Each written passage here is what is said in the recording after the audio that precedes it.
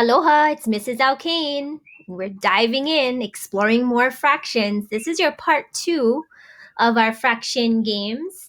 And again, as we look at our fractions, really getting good at adding and subtracting fractions, looking at equivalent fractions to help us get there, visualizing some fraction fringes and bar models as you've explored with some Egyptian fraction practice. We're going to watch another quick mini lesson from our friends at Learn Zillion. Again, this is adding and subtracting fractions now with unlike denominators.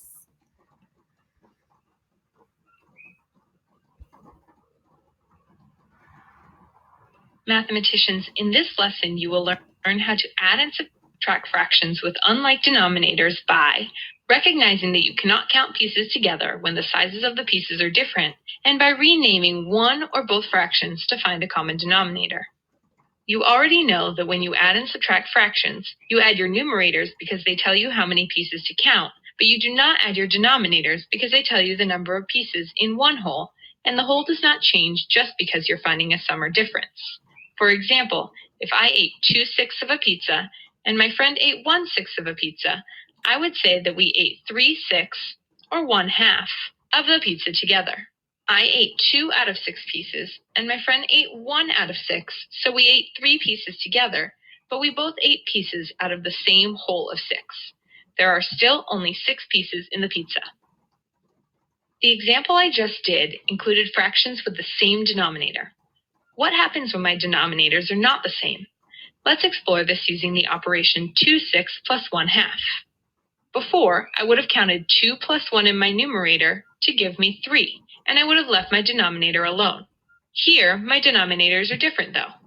I might think that when my denominators are different, I add them like my numerators to combine them together. Let's see if that works. If I add both my numerators and denominators, then I find that 2/6 plus 1/2 equals 3/8. When I look carefully at this sum, I realize that it doesn't make a lot of sense. My sum should be greater than 1/2 since I put 2/6 with it.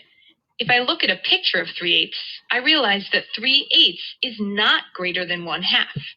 This tells me that when I add fractions with unlike denominators, I cannot just add my denominators like I do with my numerators.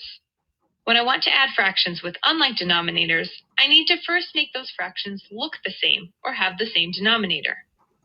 You already know from the lesson on equivalent fractions that we can rename fractions by multiplying or dividing by a fraction named for 1. So to add 2/6 plus 1/2, I need to find equivalent fractions with the same denominator.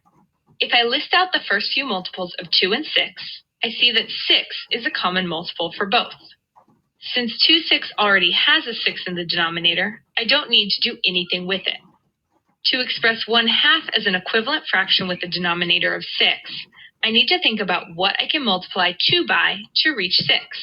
I know that 2 times 3 is 6, so I will want to multiply 1/2 by 3/3, a fraction named for 1, to reach a denominator of 6. 1/2 times 3/3 is 3/6. Now, instead of 2/6 plus 1/2, I have 2/6 plus 3/6. 2/6 plus 3/6 is 5/6, so 2/6 plus 1/2 also equals 5/6. Subtraction with unlike denominators is exactly the same. Let's say I want to subtract 2/3 minus 2/5.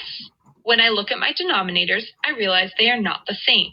I will need to rename these fractions as equivalent fractions with a common denominator.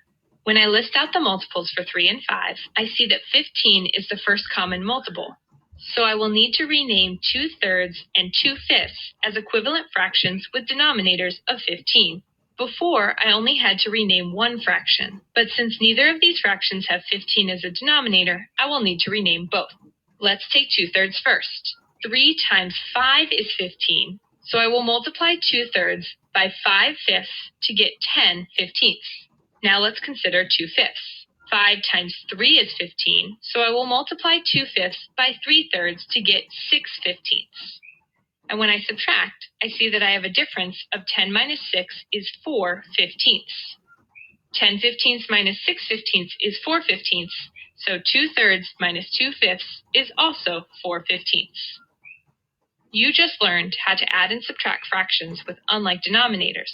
You did this by recognizing that you cannot count pieces together when the sizes of the pieces are different, and by renaming one or both fractions to find a common denominator.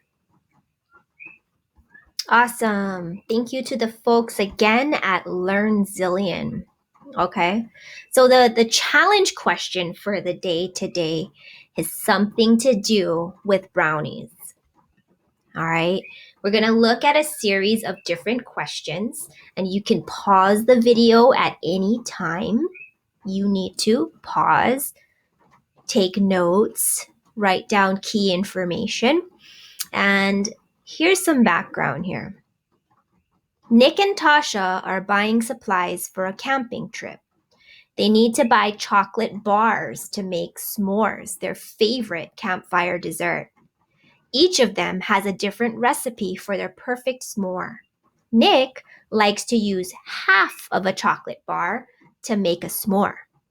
Tasha will only eat a s'more that is made with exactly 2/5 of a chocolate bar.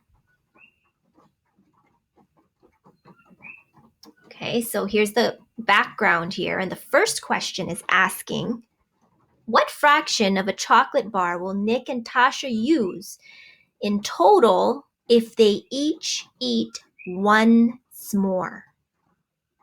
What fraction of a chocolate bar will Nick and Tasha use in total if they each eat one s'more? Okay, so you can pause the video and work on your calculation and then go ahead and move forward to the next question when you are ready.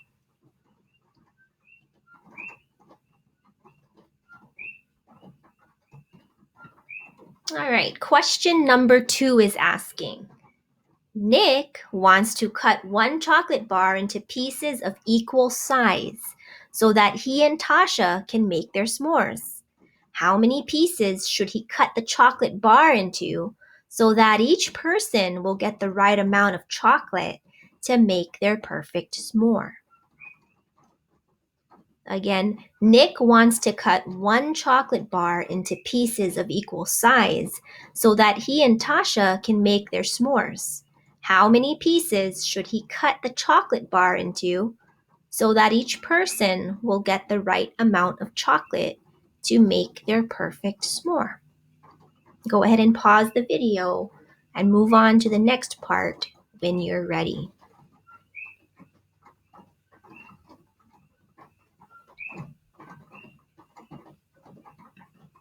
All right, and the last question.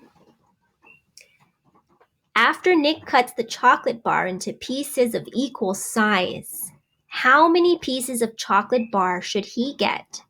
How many pieces of the chocolate bar should he give to Tasha? Again, after Nick cuts the chocolate bar into pieces of equal size, how many pieces of the chocolate bar should he get? How many pieces of the chocolate bar should he give to Tasha?